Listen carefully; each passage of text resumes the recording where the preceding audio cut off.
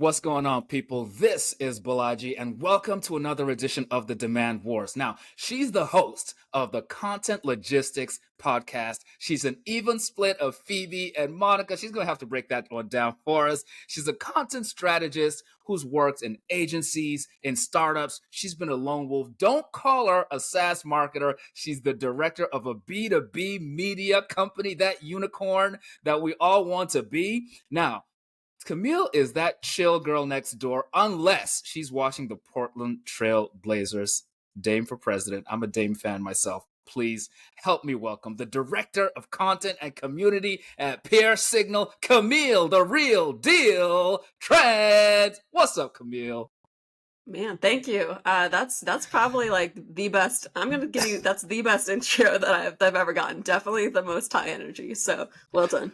Your reputation precedes you, my friend. This has been a long time coming, and it's a thrill for me to have you on the Demand Wars show. So, thank you for being here, Camille. I want to jump right in with something that we share a love for. I heard this quote in a documentary, and I'd love to get your take on it. It goes, "Writers are cannibals. If you are friends with them and say anything funny, you are in big trouble." That was Nora Ephron from the documentary Everything is Copy. Can you take us back? How did that become such a linchpin in your career, that documentary?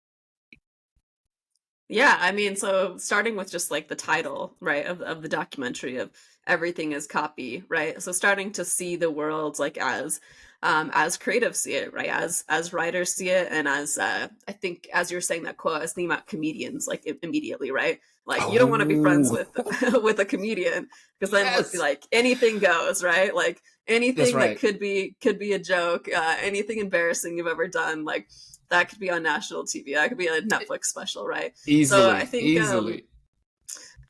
yeah. So I think like getting having that mindset of being able to get inspiration from anywhere just makes you a better copywriter, makes you a better writer, makes you a better marketer.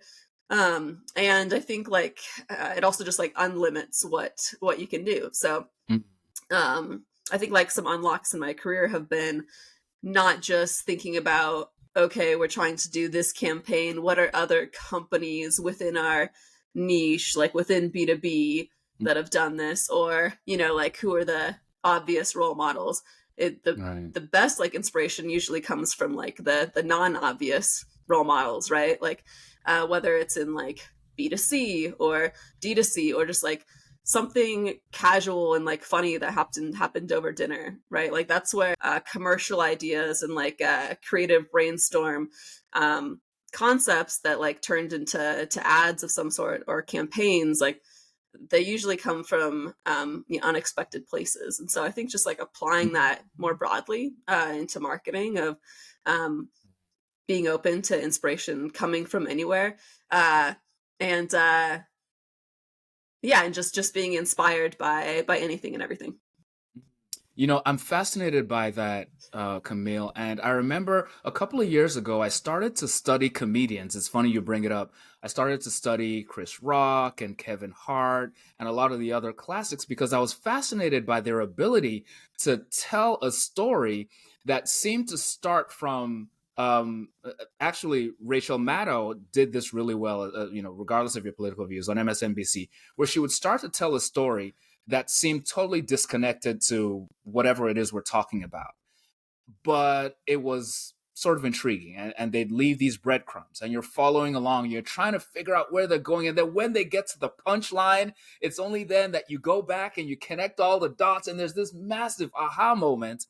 And they're doing all this without reading a script. I'm like, oh my gosh, this is actually a master class. So as a copywriter, I imagine you have drawn inspiration from a lot of different areas.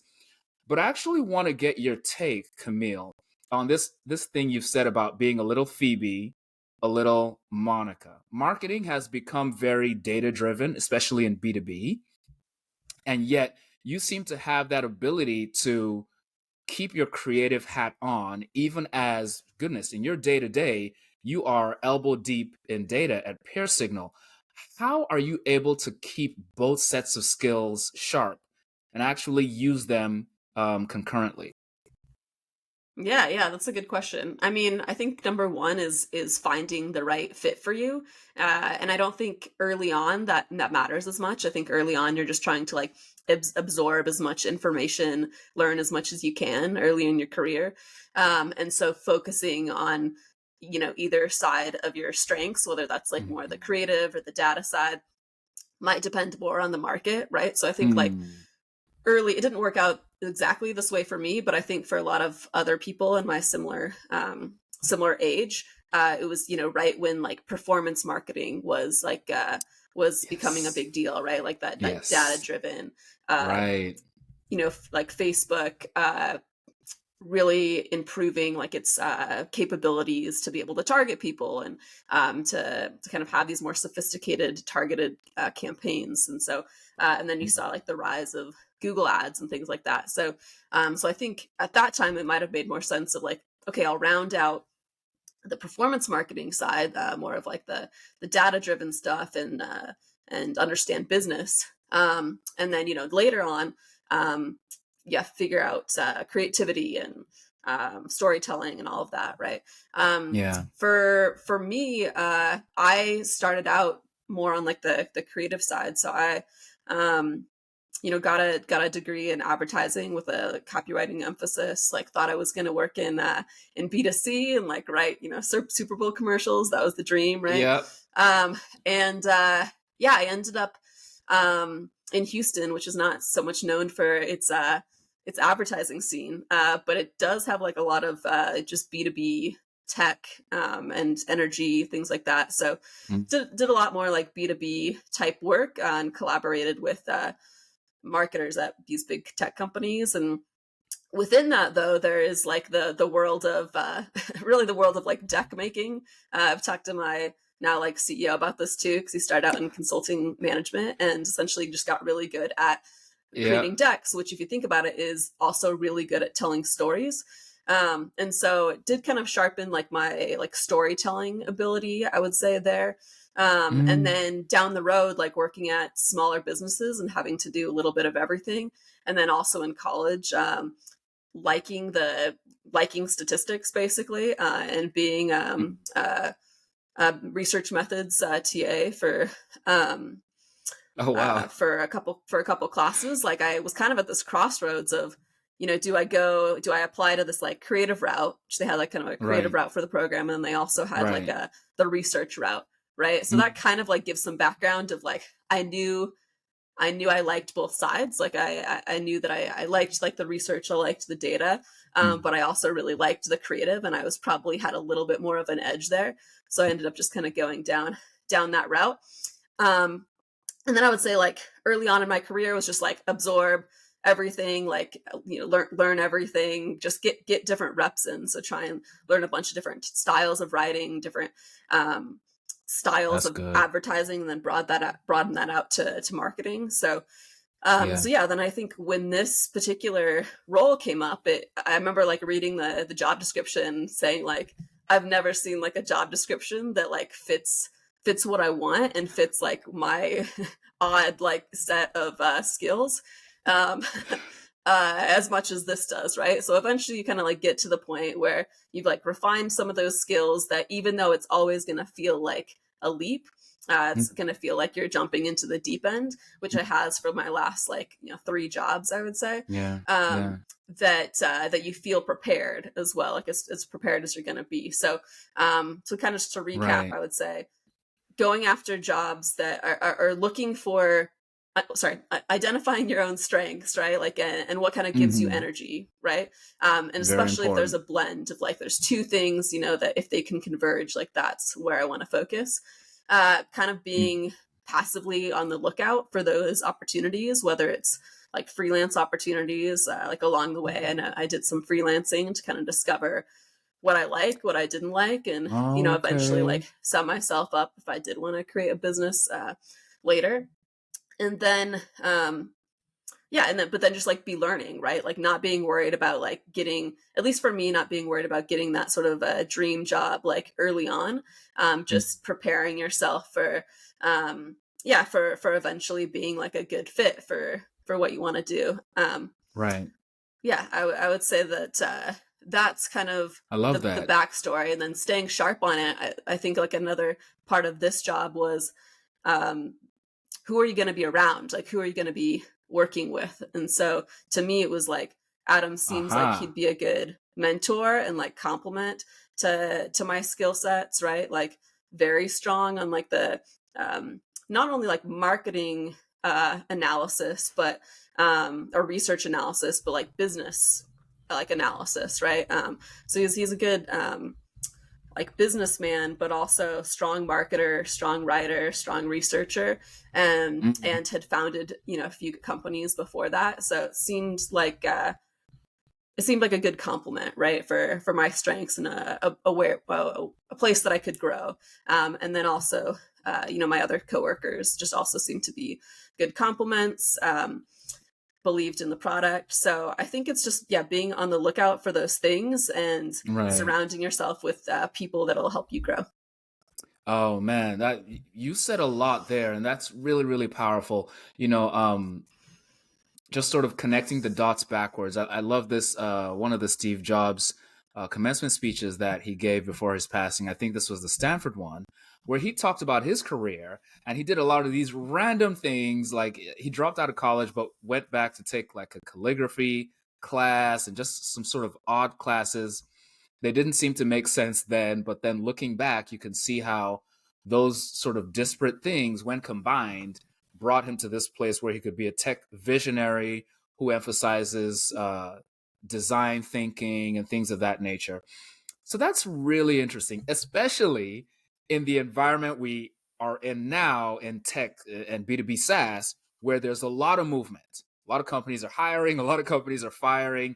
People are considering what should my next move be career wise. So I really appreciate you sharing all of that detail, Camille. I'd love to dig into that some more, maybe a little later. I'm going to circle back to how you were able to find freelance opportunities early in your career, even while you were employed. I think that'll be interesting to people.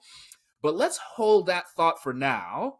And let's go ahead and put you in the hot seat, Camille, and get the demand war started. So, Camille, are you ready to compete? Let's do it. Let's do it. All right. Think of this as like the great bake off. All right, cool.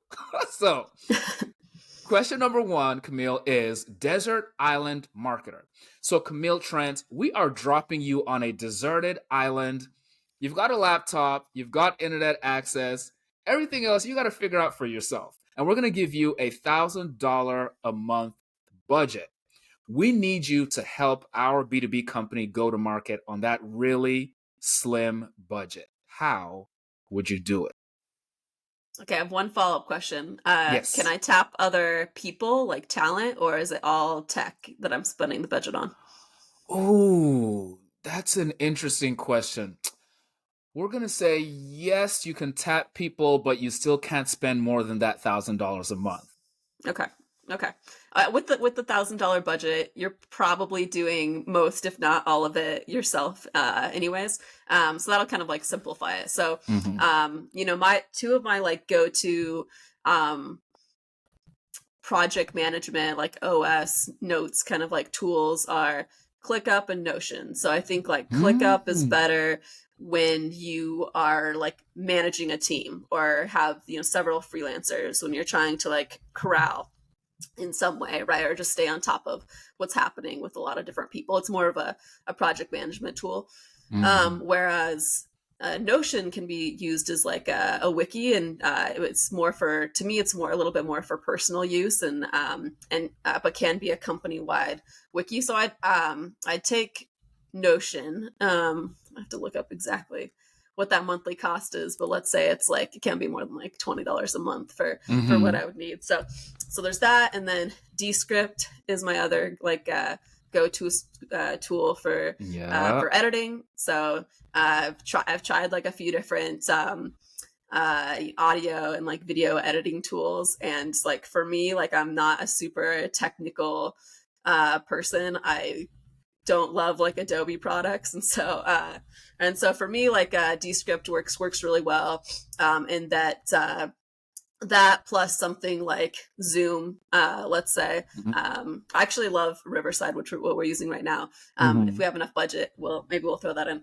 But Zoom is what you need to just be able to have a conversation like this, record it. You can record it as separate tracks, and then you can upload that to Descript. You can edit it, you can cut it up, you can make the clips that you need, and then you can Hmm. use something free like Anchor to distribute across different channels so that people can actually consume your podcast. So I should actually have said early on that like a podcast is or a show of some sort is like what I would be aiming toward with a lot of that software. Mm. Notion is really just like um, to keep me organized for the most part, and have some sort of like a project management system, a personal Yep. kind of like project management system. So you can set that up in calendar views and in card views, right? And all these different sorts of views. Sweet. It's really powerful that way. So probably take that one. What are my other ones? I mean, LinkedIn is free, so I don't have to worry too much about that. Do I know, by the way, what type of business that I'm running? Obviously, it sounds like I'm the first marketer here, but we're talking like B2B SaaS, right? Yeah, so we could assume it's a domain that you're that's near and dear to you. We could assume B2B SaaS in this example. You know your ICP and you do have a product that's compelling to them.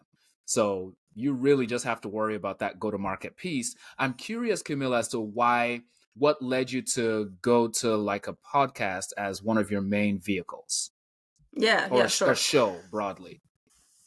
Yeah, yeah. So I think it's always helpful to have a long form strategy or to have a program Mm. of some sort, right? So I think about you can have like a robust, smart LinkedIn strategy where posting every day, but ideally, like you want to be able to take people to another step, right? To get Mm. somebody sort of like deeper into your content, into your point of view, right? And so I think the past way to do that would be to bring someone to a blog, and I think that still works and like can be an effective strategy. And there's some things that you need written out. I think another one is a newsletter, and I'll get to that one shortly as well. And then I think Hmm. the other big one is like a show or a podcast, right? Um, so I think of those as like the big sort of like pillar type like content types to work Hmm. with. I think that's important because the more the more I can engage, I guess, with your content, the more I can learn more about your product, your point of view, your strategy, right? Just the way that you think about the world.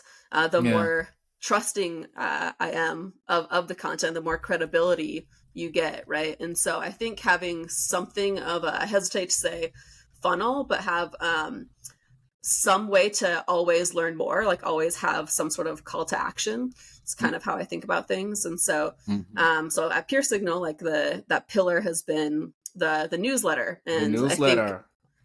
yeah, so I think like it depends on what type of content that you have to work with, or whether or not you're a data organization. If you have primary data, I think that gives you a lot to work with.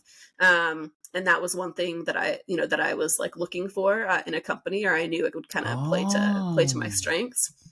So this can start even earlier about choosing the right company, right? Or choosing something that Mm. lends itself to your content strengths. Um, Wow.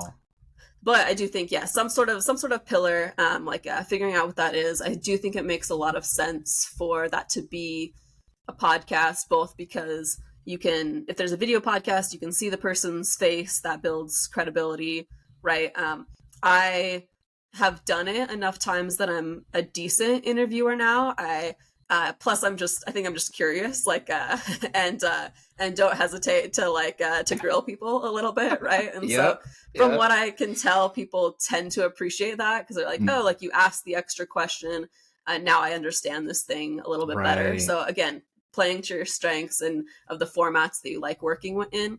I like working in that like video audio space. I think Mm. people like to consume on demand and in that audio format, more so than they like to consume written content. I say that with a little bit of an Mm. asterisk, because I think if you're looking for an answer, I think there's like a separate, like, uh, what Chris Walker would call like a capture demand strategy, right? So I think there's definitely a place for SEO and for written content. But I think Mm. as far as like creating demand, right?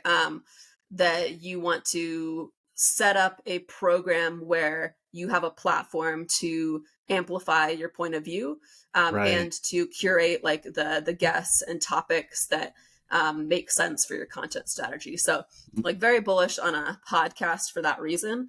I Mm. think if you have, yeah, proprietary data, or have a better understanding of your product and your point of view, that layering on a newsletter to that, obviously, like, we started this backwards, but I think like we will add a show component to this as well.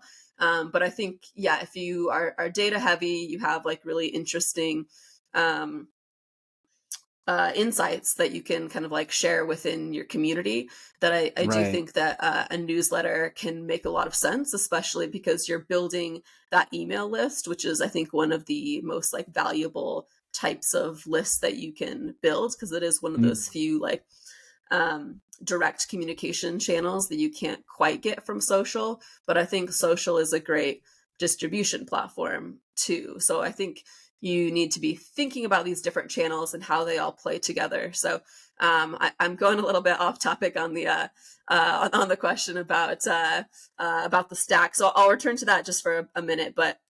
Yeah. But yeah, definitely bullish on the podcast. I think I've Hmm. covered most things. If I have more budget at the end, it would likely be to hire a freelancer, or I probably don't have budget for an agency, but freelancer to help with that audio editing per episode and uploading those. Right, I would probably still do the video clips at that point, and identifying like the what those clips are, right, and like cutting them, because Mm. I think that's a little bit easier for me than doing like the audio editing itself, Mm. and putting like the intros, outros on, all of that. So I'd probably do that with a little bit of extra budget. But the other things that I didn't mention were, you need an email automation platform, right? So I've used a few Ah. different ones. We use ConvertKit right now, so Yep. that one's kind of built for solopreneurs or small businesses too. It also lets you distribute digital products, like similar to Gumroad, like they're a little bit competing with them at this point. So that's always a plus. So ConvertKit, I think is a good one to have in there. Um, I assume like the team like already has Slack and some of like the more business technologies. So that's Hmm. most of what is my marketing tools. There's some free tools too that I feel like are worth mentioning, like Cloud App or Loom, or a combination of those. Like, Ah. I'm looking at Mhm. some of my Chrome extensions right now. Um, but I think honestly, you can go pretty far with something like Zoom, or if you have a little bit more of a budget, which if I do right now, I'd probably throw in Riverside, right, to get a Mhm. little bit higher quality recording, Right. just a better experience overall, to be able to break down the audio, break down the video. No, this is phenomenal, Camille. I mean, you broke this down not only at the stack level, but you also took us higher up to the why. Why would you choose a podcast? Because I think companies and marketers that are sold on podcasts sometimes maybe struggle to find the words for explaining and justifying why that particular vehicle is so powerful. All the executives that we work with understand the value of blogs and search engine optimization. They understand email as a channel, but podcasts, even though they've been around for a decade plus, I think the business benefits sometimes are still lost on people outside of those of us natives at this point. So I love how you broke it down. Yeah, I mean, for me too, it's how do you consume content, right? Like what are the most popular ways to consume content? And then, knowing that I like to listen to podcasts, and then, broadening that sample size for your actual audience, making sure that it's not just Yeah. you in a bubble listening to podcasts. But there's that. And then I also noticed, like my husband and I we were buying stuff off of podcast ads, right? From comedy shows, or Mm. just other podcasts we're Ah, listening to. I think, like, early nice. on, like, this was a big spark for MailChimp, right? With the Serial podcast, right? That almost like became a little bit Mm. of like a meme, like the fact that they were the sponsors every time and everyone was listening to the show. So I don't know. So Mm. knowing that that can drive business and does drive business, um, and engages people like me, if you have the right format, and Yep. the right creative, and you bundle it up right. Right. Fantastic. Fantastic. That's really cool. Okay, so Camille, you knocked it out of the park with the Desert Island Marketer. So we know you can work on a small budget. Check mark. But here's the next challenge. We're actually going to flip this on its head and give you an unlimited budget. Marketers love to hear that. Money is no option, but we need demand fast. Okay. This is when us marketers start to break out in hives. So we're going to ask you to play 3, 3, and 3. So we want you to answer this question 3 different times, Camille. The first time, you're creating demand in 3 days. That's the Tasmanian Devil Special. Then you're going to answer it again in 3 weeks. That's the Roadrunner Special. And then finally, you'll have a lavish 3 months, a whole quarter. More of a power walker, a nice, gentle power walk special. So let's go with the 3 days first. Adam bursts into your, cubicle, so to speak, and says, "We need demand in the next 3 days." How in the world are you going to pull it off? Yeah, nice. Okay, so I'll preface this with, if you have an audience of some sort, if you've like already taken the time to build an audience somewhere, and your customers are Mm-hmm. on that channel, like those things overlap, then I would start there, because you already have a little bit of an advantage Mm. there. So for us, we have Mm-hmm. an email list, right? And we have like our respective LinkedIn audiences, right? And so Yep. within a 3 day Yep. period, I'm probably starting with LinkedIn. But the caveat here is, if you don't have that, if you are starting from zero, I'll attack that too. And I probably would go Okay. to, because there's an unlimited budget, ads, right? Like, because then I can get in Mm. front of people. It's just about targeting correctly and the creative, right? Like the messaging, really. So good product Mm-hmm. marketing. So no audience, like, I'm going the ads route. I guess since there's unlimited budget, I should probably do both, and just not sleep for a couple days. But yeah, no audience. Like, I would rely a little bit more on paid ads.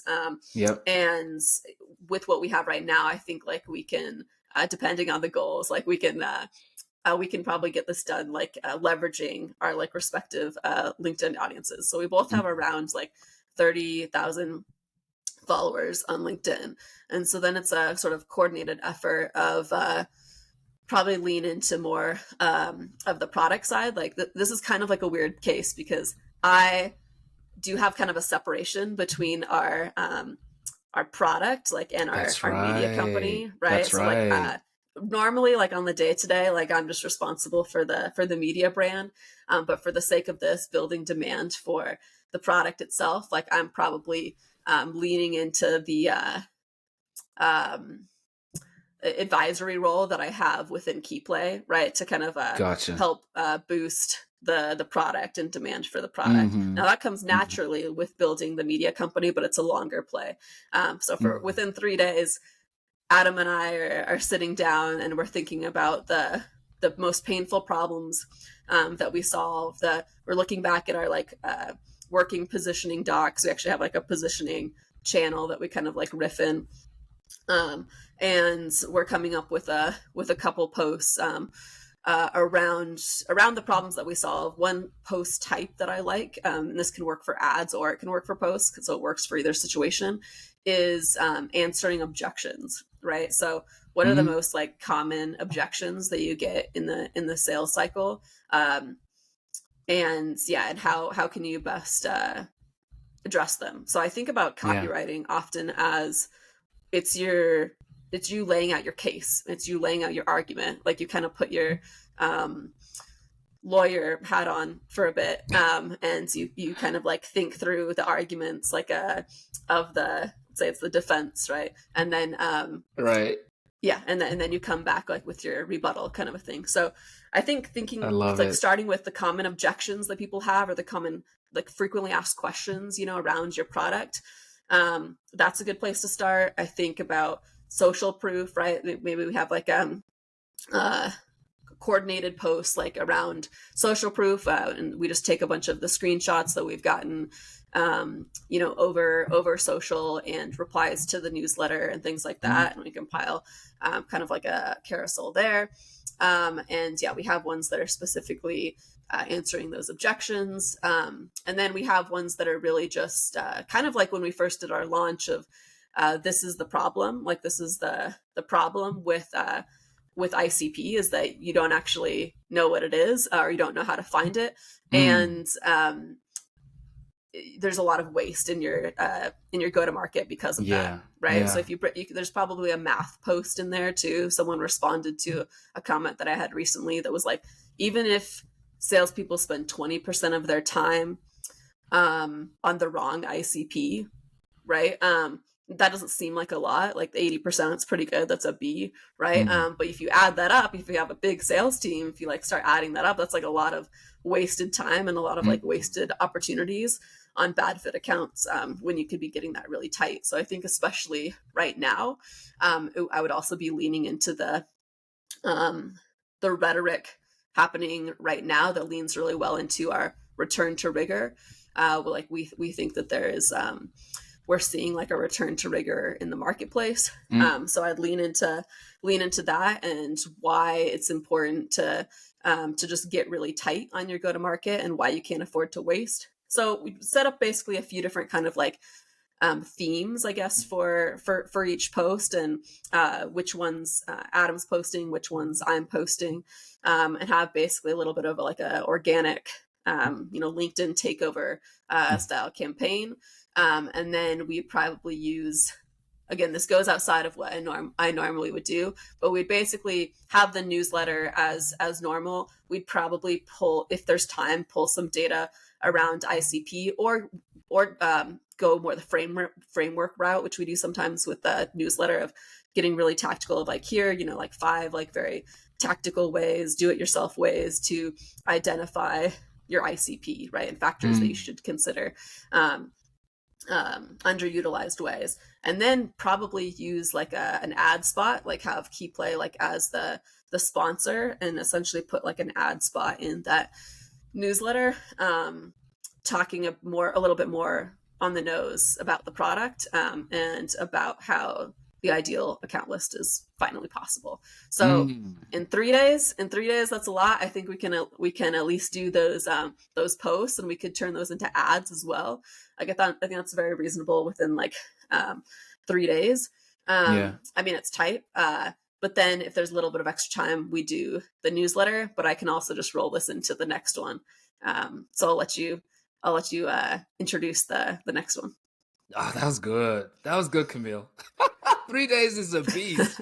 That's hard. And we had talked before we started recording about how I've had some opportunity to learn copywriting from launching a lot of info products. So a lot of time, what you're talking about, it's almost like a product launch. And you coordinated everything from the social proof to, the product marketing, the positioning statements. I think that was really thorough. Okay, we're gonna ease up on you a little bit, Camille. Instead of 3 days, now you got a bit more time. You have 3 weeks. Would you run the same play, or might something be different? Yeah, so I think yeah, going back to the 3 day one, posts, we're spending a lot of the time like really on like the product marketing and the messaging and the copywriting and all of that, and then turning them into posts and ads. Like that's probably what's the most Hmm. doable there. And so within the 3 weeks, I'd almost just add like add the newsletter component, right? Like now we have a little bit more time. We need like a week or two to do the research and maybe like pull some data or talk to some people and maybe even get some quotes to kind Mm, of like support um, and better understand like how people are going to market, how they're right. identifying their ICP and sort of what gaps exist, right? So I'd Yeah. add the newsletter component to this, and yeah, I'm trying to think like within the sphere that we work in right now, or within like the resources that we have. But I'd add the newsletter component and yeah, kind of have like a mini launch. Like I would think about whether there's like a big like pillar thing that we can release, and that could either be a long form article. So, for instance, a good example is Adam like put out this piece that was around um, templates, and it did really well. But it identified like the different layers of templates in a carousel plus a LinkedIn post plus the newsletter. And then when I was looking back, like through everything that he posted and what did the best, like that was one of the things that did the best, and I just expanded that into a longer article and like added more research to it. So I think about that, Oh, like okay. what is like the either longer for what is the thing that we can expand, like based on Right. something that we've done in the past that did really well. How can we basically like revamp that in some way or expand it in some way? um another thing that makes sense for our specific business model is looking to see if there is a way that we can expand a data set, right? And basically have like a mini launch Huh. that way of, hey, like we just hit a Oh. thousand for our PLG list, or we could potentially add like another screenshot gallery, since we've seen some good success with that, and we've added like a homepage gallery, a pricing page gallery. So we may have enough time to do like a launch like that, where we kind of add like Mm, another feature, if you will, to our right. content product, or our research product, if you will. So those are like things that we would kind of vet and see if see what's possible on like that pillar Yeah. launch. So kind of like thinking bigger of how can we expand Yeah. something that we've already done, whether it's the data set or a past like Mm, research project, or how can we launch a new data set, um, or how can we better distribute what we have. So it could be, this probably makes the most sense of huh. taking taking something that we know has worked well in the past. So we got a really good response and like a decent amount of signups from our homepage gallery. So it would be thinking about launching that on like Product Hunt, right? And some of these other marketing Mm. sites, so that more people just know that it exists. Like if you know you have good content, but people just don't Mm. know that it exists, that could be a good way to just build demand, build your list. So that doesn't, it's not super closely related with our product, is the only thing that would be like a good media strategy, more so than product Mm-hmm. strategy. Um, Mm-hmm. but but yeah, so it kind of depends on the goal. But I think about sort of like I think about it more as like a launch. Like I think more about this campaign level at that point, right? So so that's for the 3 weeks. Is either just expanding what I did with the 3 days by kind of adding the newsletter component to it, Right. and thinking about key play as the ad, and thinking about Yep. adding more data, researching ICP, and turning that into more of like a framework that could be a long form piece. Um, Mm-hmm. and then for yeah, I won't get ahead of it. So you can introduce the That next one too. yeah, What you say? I'll just say you're on a roll here, Camille. So I don't even want to slow you down at all. But I was listening to Dave Gerhardt's podcast Exit Five a couple of days ago, and he referenced back during his time at Drift. They tried to create these. I don't know if they call them marketing moments, where they tried to launch a new product feature every month, so that the sales team had something to go back out to the marketplace and re-engage with. And what you've described, this whole mini launch about finding, either a big pillar long form thing or expanding a data set. I love that. That's something that's really, really doable for most marketers today. So thank you for that. That's a gem. All right, hit us. You got a whole quarter now at this point, Camille. We're like, what do you got for us? I got my popcorn out. I want to hear this one. So you got a whole quarter.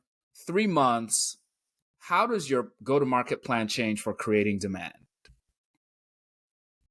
Yeah. So at the 3 month mark, I think you think about launching a program, like as I call it, right? So the language I was using before is, I think both of those other ones were more campaigns. Like you could call it kind of like a mini campaign, or even like some one-off campaigns for the 3 day.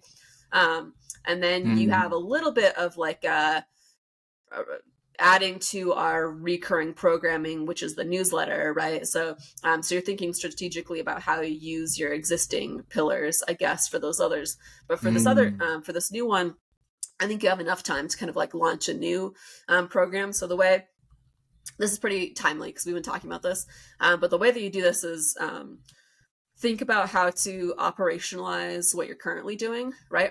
Are we getting the most out of our existing programs? And what are some ways that I can tighten those processes so that it becomes a little bit more recurring, and it's not, reinventing the wheel every time, so that you're just you know the steps that you need to, for instance, to complete the newsletter, and it becomes a little bit mm, more checklist. So that's like a process that I'm working on right now for our existing programs. You get those really tight, and at the same time, you're kind of like building out the strategy for your next thing. So for me, I'm probably going to go like podcast slash show to begin with. So we mhm. talked about these. I think there's like two different ways you can go with this, depending on your comfort level. But you can either do a live show, that I would probably, again, just based on where our audience is right now and what we currently have going for us, probably start that as like a LinkedIn Live first, where you have this live show.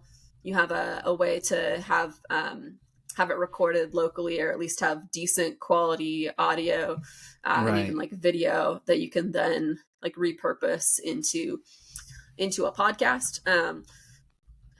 If that is a little bit tight, or you're just not quite ready to do the live show, because that does require, um, ideally, a lot of like hype and like promotion to get people just to the live show, Mm, to begin with. And so another way to start would be, just to have like very strategic segments, like I would say, like of the show. So I'd been thinking about, what segments make the most sense for us. So again, starting with what we already have, I think it makes the most sense for Adam and I to do a show where we basically have an audio video version of what yep. we do, in the newsletter, where we talk through like some of the trends that we're seeing in B2B, Oh. and in SaaS, and we talk through some of the data, that exists within Pure Signal, and even some of like the signals that are both in Pure Signal and KeyPlay, some of those like core go to market signals,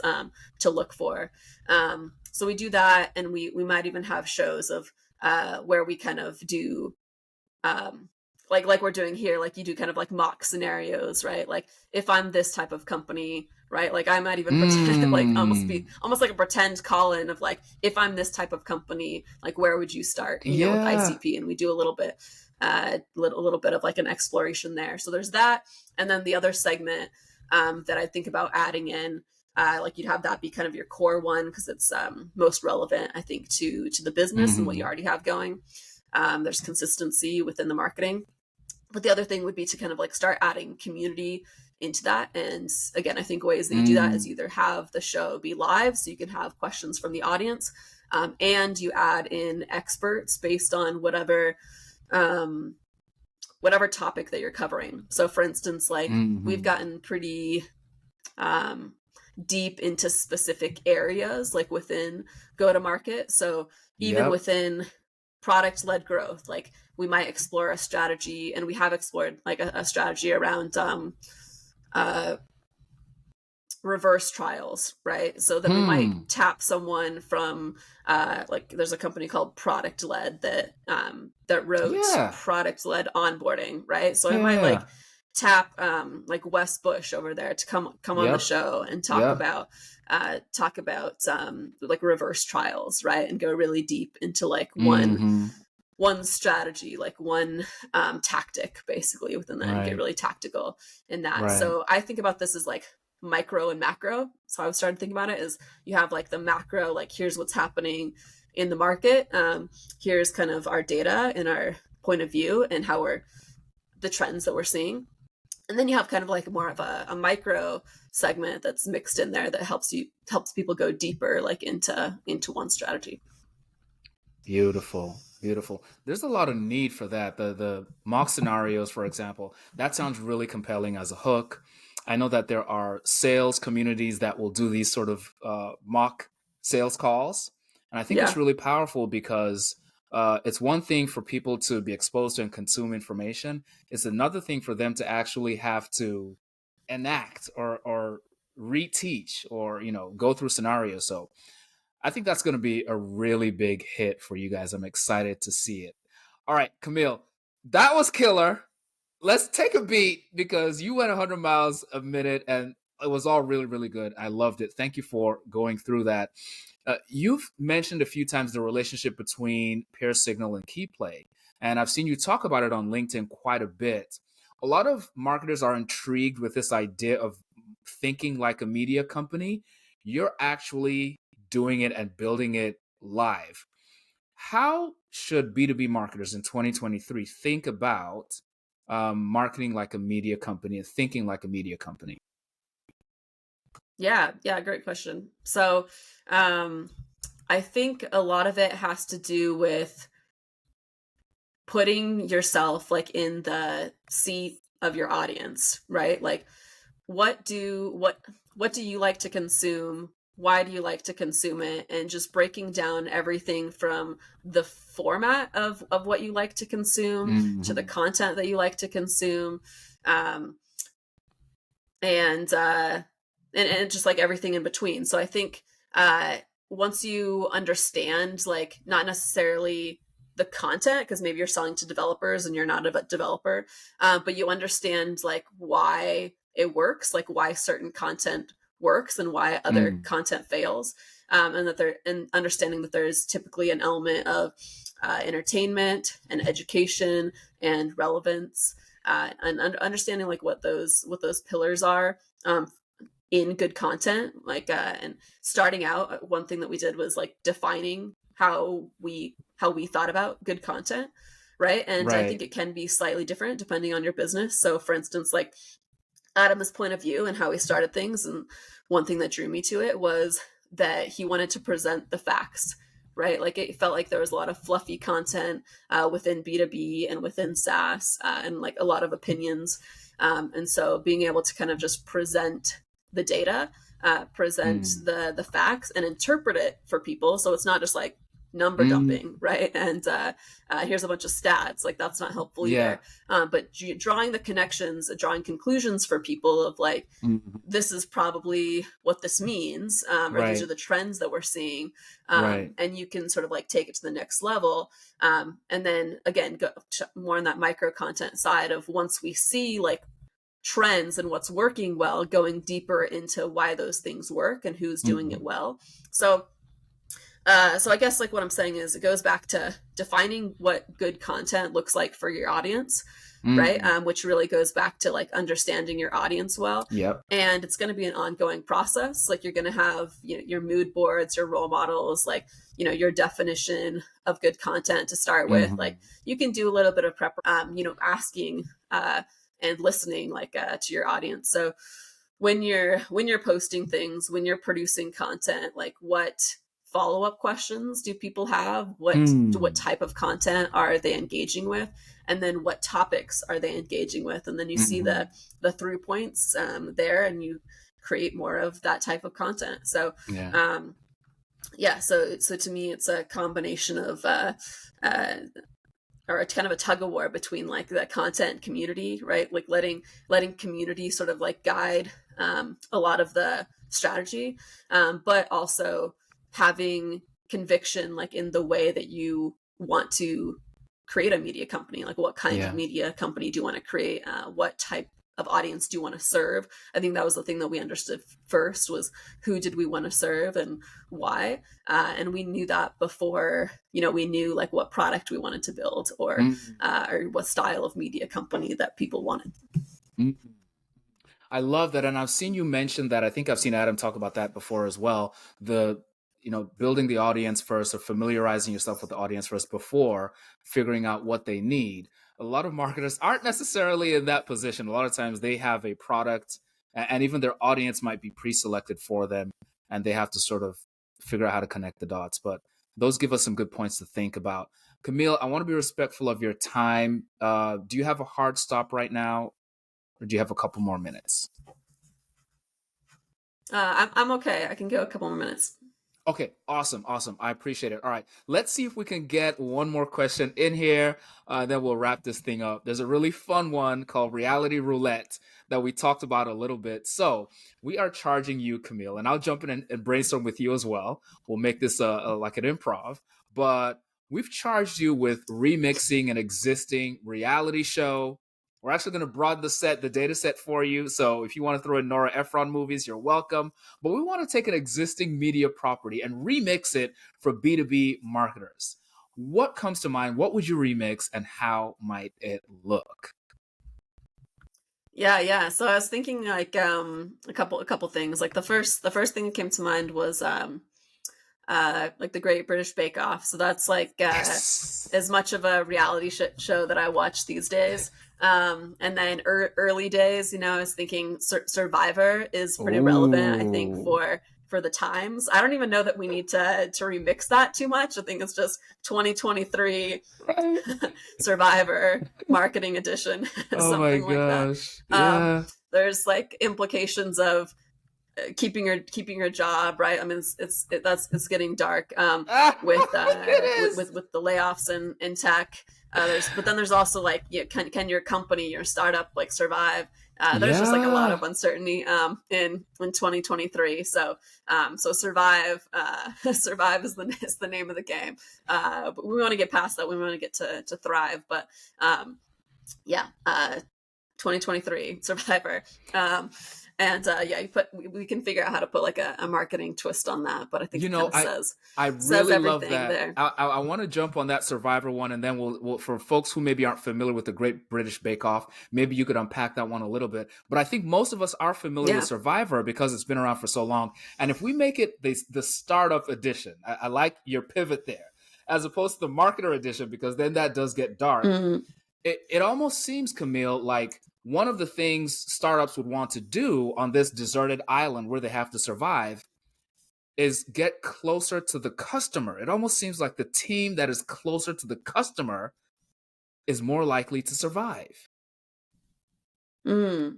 Yeah. It's that is interesting because so much of Survivor is relationships, right, and getting close to people, and a lot of it's like manipulation. So we won't go down down that road so much, but I do think that there's something with interpersonal relationships and building like let's say real bonds that are going to last past the show, right? And carry over into real relationships. So yeah, I think that is like how you get through. And I think there's also like this element of like I don't know why, like I remember like this scene from Survivor, but the ones where they have to like hold their arm up for like a certain amount of time, or else like a bucket of water like drops on them. I think about that for just like how marketing can feel sometimes, where you're saying the same thing just Wow. like over and over, and it's like you're doing like the same types of things like day in and day out.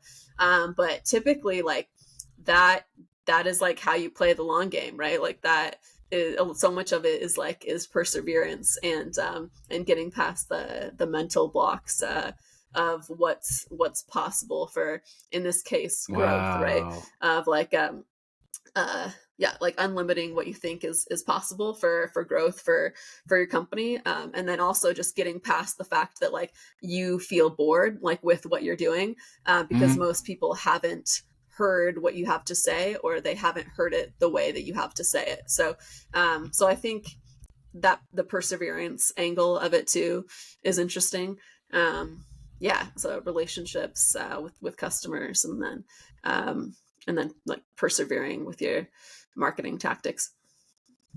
No, that's really really powerful. We'll take this last 60 seconds. The Great British Bake Off. What do you love about it? Yeah, I like that it's nice. I think as like, yeah, I think just like nowadays, okay, I love a good drama too. Like I love White Lotus. I love drama, TV series. But as far as like drama in real life, like I just can't. I think I can't handle it as much as like I could. I don't get the same like pleasure from it that I did in my 20s. So so I think like with Great British Bake Off, you're like, oh, I'm kind of learning how to like bake something. Like my husband's actually you know, went and like baked some of the things on the show, or it's like it inspired him Wow.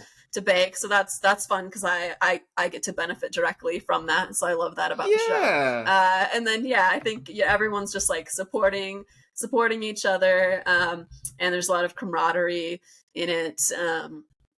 And yeah, there's still this. I think with baking, especially, like it's so much of a science, and there's so much detail and like perfectionism that goes into it. So it's a true craft. So I like any show or you know, media that depicts somebody, you know, striving to get better at their craft. Oh, I love that. I love that. We got to wrap on that one, Camille, because that's a perfect place to put a bow in it. Folks, we've been listening to Camille, the real deal Trent. She's the host of the Content Logistics podcast. She's a director of a B2B media company, something that a lot of us aspire to, and director of content and community at Peer Signal. She is building in public, so you can follow her on LinkedIn to find out what comes next with herself, Adam, and the team. Camille, thank you for being on the Demand Wars. No, thank you for having me. This is a blast. All right, folks, we'll see you on the next edition of the Demand Wars. Bye for now.